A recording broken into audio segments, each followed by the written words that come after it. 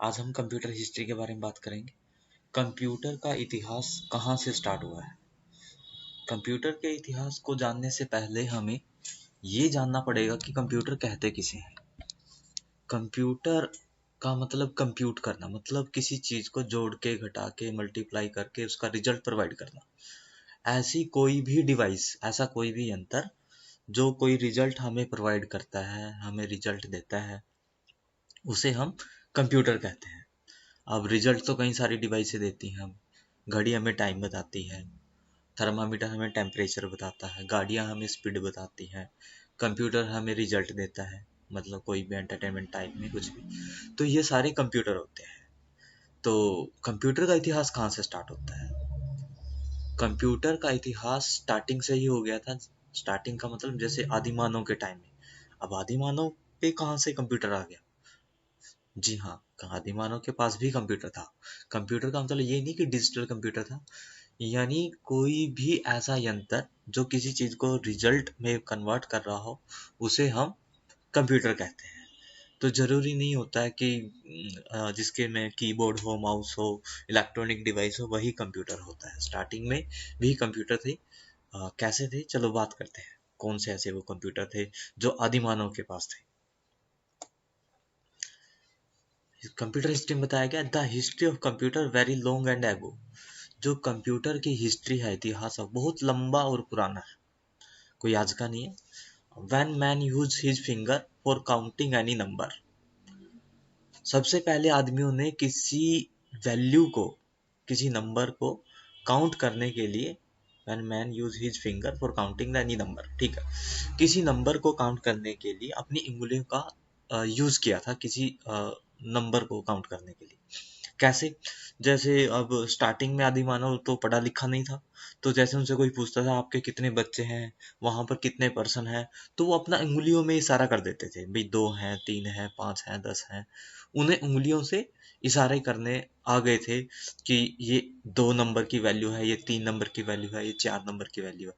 यानी वो क्या बता रहे थे, वहां से रिजल्ट प्रोवाइड कर रहे थे अगले को। देखो, वो हिंदी लैंग्वेज यूज करते थे, इंग्लिश यूज करते थे, वो तो मुझे भी नहीं पता कम्युनिकेशन क्या होती थी उनकी। लेकिन किसी नंबर को काउंट करने के लिए सबसे पहले आदमी ने अपनी उंगलियों का यूज किया था, स्टार्ट करना।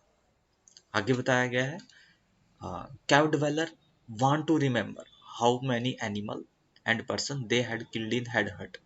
कैव डिवेलर क्या होता है, मतलब आदिमानव टाइप के ही लोग लगा लो एक तरह से, जो गुफाओं में रहते थे और जिनके पास अपना घर नहीं होता था। जैसे आज हमारे पास तो घर है, उस टाइम में, आदिमानव टाइम में कहाँ घर तो हुआ करते थे, तो अपने झोपड़ी में रहते थे, या लिखा भी है दे हैड किल्ड इन हैड हट, या अपनी गुफाओं में रहते थे।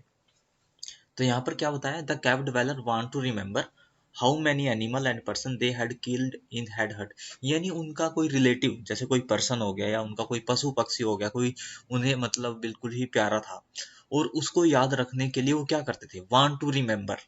जैसे आजकल हमारा कोई पेरेंट्स एक्सपायर होता है, हमारे दादा परदादा, हम उसकी फोटो बनवा लेते हैं याद रखने के लिए, करते हैं ना। तो आदि मानव भी ऐसे ही करते थे। तो उनके पास कौन सा कैमरा आ गया, कैमरा नहीं हुआ करता था उनके पास। आगे बताया गया है, they draw carved picture on the wall. वो क्या करते थे, उसकी करप पिक्चर बनवा देते थे वाल के ऊपर। वाल मतलब दीवार के ऊपर, पत्थर से खुरच कर या पत्थर की कोई ऐसी पिक्चर बनवा देते थे, जिससे वो अपने आने वाली पीढ़ी को बता सकें ये तुम्हारे दादा थे, परदादा थे, या समथिंग कुछ भी थे।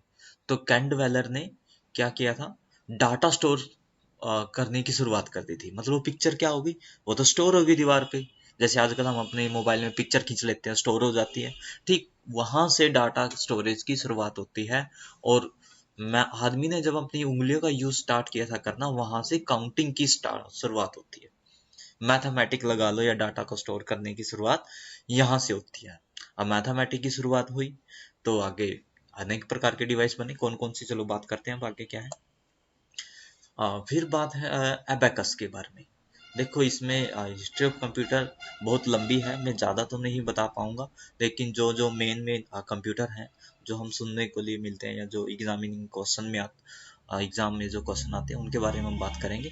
तो एक सबसे पहला जो डिवाइस माना गया है एबेकस, ये वर्ल्ड का पहला कैलकुलेटिंग डिवाइस माना गया है।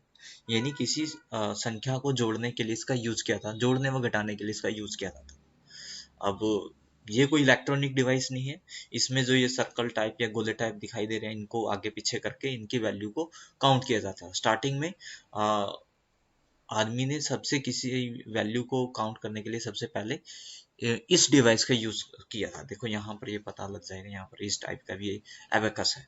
देखो यहाँ ये छल्ले ऊपर नीचे हो जाते थे, तो इनसे इनकी वैल्यू पता लगती थी। इसका डेवलप चाइना में हुआ था 300 BC में, और इसका यूज केवल संख्याओं को जोड़ने और घटाने के लिए ही किया जाता था। आ गया समझ में? चलो ठीक, आगे बात करते हैं। Napier bones. नेपियर बोन्स भी एक डिवाइस हुई है जो कि लॉगरिथम के लिए यूज की जाती थी, मतलब जो मल्टीपल वैल्यू को काउंट कर सकती थी। देखो इसकी शायद पिक्चर ना हो, हाँ ये रही है हमारे पास। तो नेपियर बोन्स क्या इस प्रकार की डिवाइस होती थी जो संख्याएं जब ज्यादा हो जाती थी, मल्टीपल हो जाती थी, तो बड़ी संख्या को काउंट करने के लिए इस डिवाइस का यूज किया जाता था, मल्टीप्लाई करने के लिए या बड़ी संख्या को काउंट करने के लिए इसका यूज किया। जैसे अभी एबेकस की बात हुई थी, एबेकस क्या होता था, छोटी संख्या को काउंट कर सकता था। ये बड़ी संख्या को काउंट करने के लिए इस प्रकार की जो स्टिक्स हैं इनका यूज किया जाता था। इनके ऊपर कोई वैल्यू लिखी थी, वैल्यू के अकॉर्डिंग इनको जोड़ा या घटाया जाता था। नेक्स्ट है स्लाइड रूलर। स्लाइड रूलर इसका आविष्कार इंग्लैंड में हुआ था 1632 ईस्वी में, और इसका जो यूज है वो इंजीनियरिंग कैलकुलेशन के लिए किया जाता है। ये एक प्रकार का स्केल होता है जो किसी वैल्यू को काउंट करने के लिए यूज किया जाता है। सबसे पहले जो स्केल की मतलब कोई लंबाई चौड़ाई मापने के लिए कुछ ऐसा, और मेनली तो देखो नासा इंजीनियर के लिए या कुछ ऐसा बताया गया है, NASA engineer of the mercury, मतलब कुछ ऐसा कुछ बताया गया है। ये स्लाइड रूलर कंप्यूटर होता है और जो 1632 में इंग्लैंड में बनाया गया था। इसका यूज इंजीनियरिंग वर्क के लिए किया जाता था।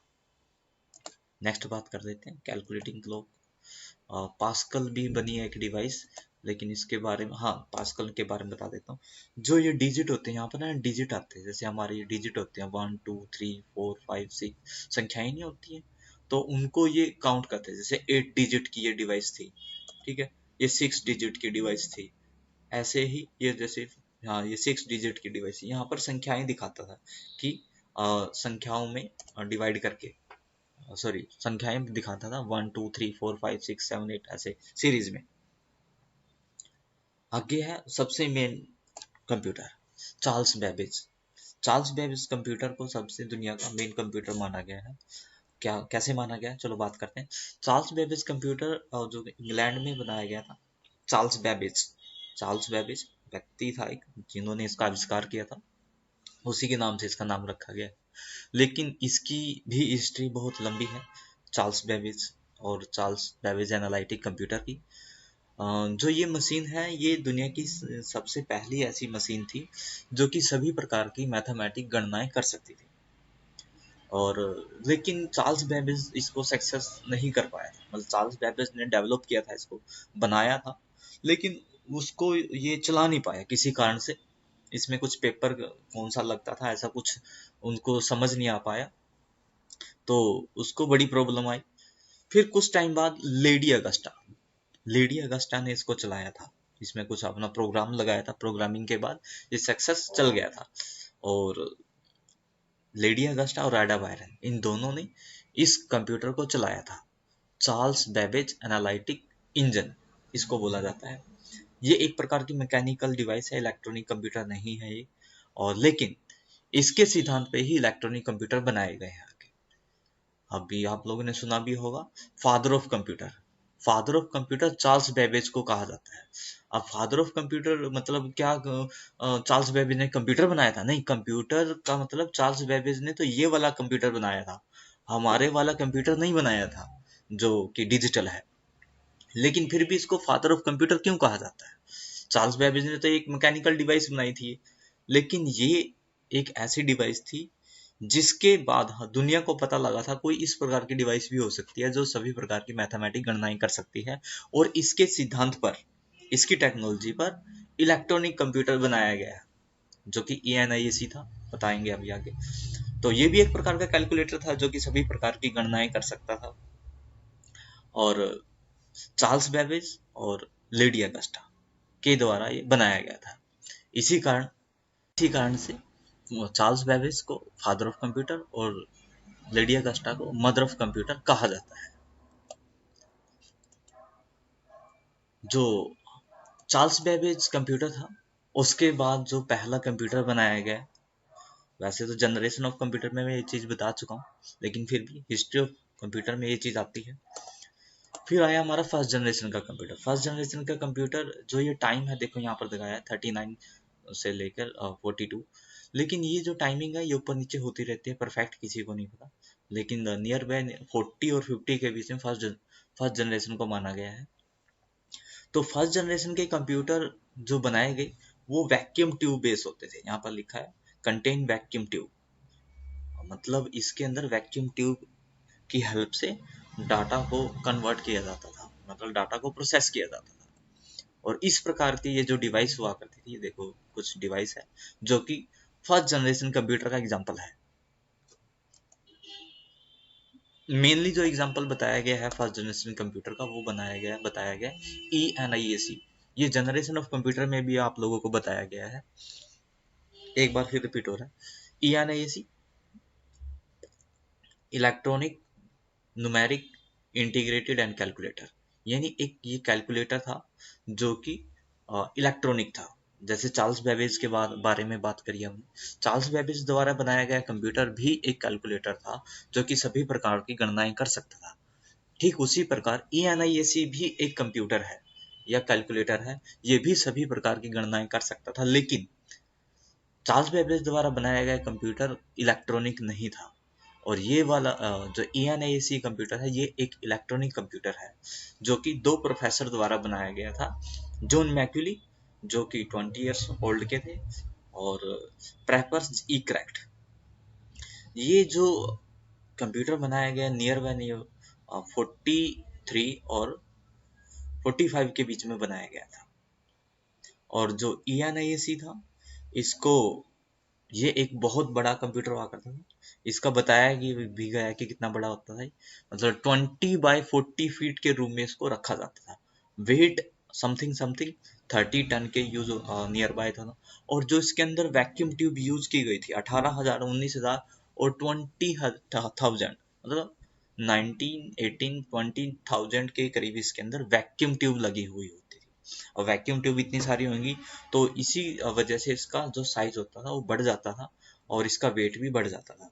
मैं आपको एक बात बता दूं, जो ये ENIAC कंप्यूटर था, ये ENIAC कंप्यूटर है, आपको यहाँ पर दिखाया जा रहा है। ये पहला इलेक्ट्रॉनिक कंप्यूटर माना गया है दुनिया का जो कि सभी प्रकार की मैथमेटिक गणनाओं के लिए यूज किया जाता था। लेकिन ये एक सिंपल एक कैलकुलेटर था, हमारे जर्नल कंप्यूटर की तरह ये काम नहीं करता था। ये ENIAC है। यहाँ पर कोई ये देखो ये मैकेनिकल स्विच लगे होते हैं इसके अंदर, ये मैकेनिकल स्विच से कोई वैल्यू डाल रहा है। और ये इसमें एनालॉग मीटर होते थे, एनालॉग मीटर जो सुई वाले मीटर होते हैं उनसे हमें कोई वैल्यू का पता लगता था। ENIAC के बारे में बताया गया। ये ENIAC ही कंप्यूटर है, प्रोग्रामिंग कर रहे होंगे इसके अंदर कुछ ही, और जो वायरिंग है देख सकते हो आप। और ये मैकेनिकल स्विच लगे होते हैं, समथिंग समथिंग 3,000 के आसपास इसके अंदर मैकेनिकल स्विच लगे होते हैं। मैकेनिकल स्विच का जानते हो आप लोग, जैसे हमारे कीबोर्ड में जो स्विच होते हैं, बटन होते हैं, ये डिजिटल है। मैकेनिकल स्विच क्या होता है, जैसे हमारी स्टेबलाइजर नहीं होती है, जैसे उसमें वैल्यू को कम किया जाता है, ज्यादा किया जाता है, मतलब घुमा के जिसकी वैल्यू को कम ज्यादा किया जाता है उसे मैकेनिकल स्विच कहा जाता है। जैसे हमारे पंखे का रेगुलेटर होता है, अ, उसकी पावर कम ज्यादा करने के लिए, ठीक इसी प्रकार इसके अंदर मैकेनिकल स्विच लगे थे डाटा को फीड करने के लिए। उसके बाद टाइम बीतता गया और टेक्नोलॉजी एडवांस होती गई। ये रिप्लेसिंग वैक्यूम ट्यूब, ये बेड वैक्यूम ट्यूब है जो बदल रहा है। और यहाँ पर बताया गया है 19,000 के करीब इसके अंदर वैक्यूम ट्यूब लगी होती है। ये सभी आपको जो दिखाई दे रही है ये वैक्यूम ट्यूब है। ये फर्स्ट जनरेशन के कंप्यूटर की बारे में बात कर रहा हूँ जिसके अंदर वैक्यूम ट्यूब का यूज किया था। सेकंड जनरेशन कंप्यूटर यहाँ पर पिक्चर अवेलेबल नहीं, लेकिन आपको जनरेशन ऑफ कंप्यूटर की स्लाइड में आपको बताया गया है पूरी अच्छी तरीके से। अगर ना समझ में आयो तो वहां जाके आप देख सकते हो। सेकंड जनरेशन के कंप्यूटर में ट्रांजिस्टर का यूज किया जाता था। ट्रांजिस्टर क्या होता, एक स्मॉलर कंपोनेंट होता था, ठीक है, लेस एक्सपेंसिव, मतलब, और वैक्यूम ट्यूब के अकॉर्डिंग बहुत सस्ता होता था, एंड इंक्रीज कैलकुलेटिंग स्पीड। और ये जो कैलकुलेशन, गणनाएं करने की जो दर होती थी स्पीड की, उसको इंक्रीज कर दिया था इसने सेकंड जनरेशन कंप्यूटर में। उसके बाद टेक्नोलॉजी का आविष्कार होता गया। वी एन आई कुछ VNIA VAC ये कंप्यूटर बना था। Third generation computer, third generation computer third generation computer था इंटीग्रेटेड सर्किट्स बेस्ड होता था, आईसी जिसको बोला जाता है, यहाँ पर लिखा है integrated circuit. Third generation computer जो बने थे उनके अंदर आईसी का यूज किया। देखो, पहली जनरेशन में वैक्यूम ट्यूब यूज किया जाता था, दूसरी जनरेशन में ट्रांजिस्टर यूज किया जाता, तीसरी जनरेशन में हमारे जो कंप्यूटर हैं उनके अंदर आईसी का यूज किया जाता था। आईसी क्या है, अकॉर्डिंग टू वैक्यूम ट्यूब और ट्रांजिस्टर बहुत एडवांस काम करता था, और इससे आपकी कंपोनेंट का साइज भी कम हो गया था, मतलब कंप्यूटर का साइज भी बहुत ज़्यादा कम हो गया था, उसके प्राइस भी कम हो गए थे, और वो इजी तरीके से काम भी करने लग गया था। Fourth generation computer, fourth generation computer जो है हमारे माइक्रो प्रोसेसर बेस होते हैं। माइक्रो प्रोसेसर, सीपीयू का नाम सुना होगा आप लोगों ने। सीपीयू 1970 के बाद आज तक यूज किया जाता है। सीपीयू क्या है, एक ऐसी इंटीग्रेटेड सर्किट चिप होती है एक तरह की, जिसके अंदर आईसी के अकॉर्डिंग बहुत ज्यादा ट्रांजिस्टर लगे हुए होते हैं। जितने ज्यादा ट्रांजिस्टर, उतने ज्यादा आपके कंप्यूटर की स्पीड फास्ट होती है। तो 1970 से लेके आज तक जो कंप्यूटर बने हैं उनके अंदर माइक्रो प्रोसेसर का यूज किया है। देखो, कहने को तो फिफ्थ जनरेशन आ चुकी है, लेकिन अभी तक पूरी तरह से फिफ्थ जनरेशन नहीं आई है। जो हमारी रोबोट टेक्नोलॉजी है उसको फिफ्थ जनरेशन माना गया है।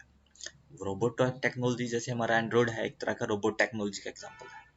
और जो रोबोट बन चुके हैं लेकिन वो आम नहीं है, जिस दिन आम हो जाएंगे, जैसे में आम दुकानों में बिकने लग जाएंगे, तो उसे हम तब हम फिफ्थ जनरेशन मान सकते हैं, लेकिन अभी फिफ्थ जनरेशन नहीं आई है। और ये आपकी फोर्थ जनरेशन की ही बात हो रही। फोर्थ जनरेशन, ये फोर्थ जनरेशन का कंप्यूटर है, जो कि 99 का 1990 के बीच में इस टाइप के कंप्यूटर बनाए गए थे। और ये देखो, मॉनिटर भी इस टाइप का हुआ करता था, आजकल तो एलसीडी आ गई। माइक्रो प्रोसेसर के बारे में बात करते हैं, तो माइक्रो प्रोसेसर एक इस प्रकार की डिवाइस होती है जिसके अंदर बहुत सारे ट्रांजिस्टर लगे होते हैं, और मैनी पिन होती है। मॉडल के अकॉर्डिंग ये पिन कम ज़्यादा होती रहती है। आजकल तो i3 i5 i9 के करीब प्रोसेसर आ चुके हैं। देखो, माइक्रो प्रोसेसर, स्टार्टिंग के माइक्रो प्रोसेसर इस प्रकार के हुआ करते थे, ये भी माइक्रो प्रोसेसर ही है। इंटीग्रेटेड सर्किट्स, इंटीग्रेटेड सर्किट्स जो थे हमारे, उनसे भी काफी प्रकार की डिवाइस बनाएगी, जैसे ये है इंटीग्रेटेड सर्किट बेस है।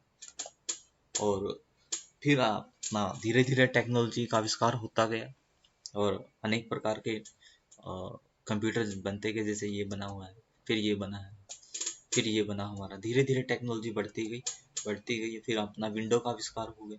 जैसे आजकल विंडो 3 है, विंडो XP आई, उसके बाद फिर विंडो 7 आई, फिर अपना विंडो 8 भी, आजकल विंडो 10 आ गई है, ठीक है। तो ये क्या है, ये टेक्नोलॉजी जैसे जैसे इंक्रीज होती रहती है, तो क्वालिटी बढ़ जाती है कंप्यूटर की। पहले के टाइम में कंप्यूटर बहुत स्लो आते थे, आज के टाइम के कंप्यूटर बहुत फास्ट है। हम बात कर लेते हैं 2000 सन में भी डिजिटल कंप्यूटर आना स्टार्ट हो गए थे। तो लेकिन 2000 सन के बीच में जो हमारे पास कंप्यूटर आए थे, वो पेंटियम 4 के नियर बाय, पेंटियम 3 ये आए थे। लेकिन उनकी स्पीड और आज के कंप्यूटर की स्पीड बहुत ज़्यादा डिफरेंस है, क्योंकि आज के कंप्यूटर में जो माइक्रो प्रोसेसर यूज होता है उसके अंदर ट्रांजिस्टर की संख्याएं बहुत ज़्यादा होती है अकॉर्डिंग टू पहले कंप्यूटर की। हमेशा याद रख लेना आप लोग एक चीज, माइक्रो प्रोसेसर जो होता है वो कम्बिनेशन ऑफ मैनी ट्रांजिस्टर। जितने ज्यादा ट्रांजिस्टर होंगे आपके कंप्यूटर के अंदर, उतनी ही ज्यादा आपके कंप्यूटर की स्पीड इंक्रीज होती है।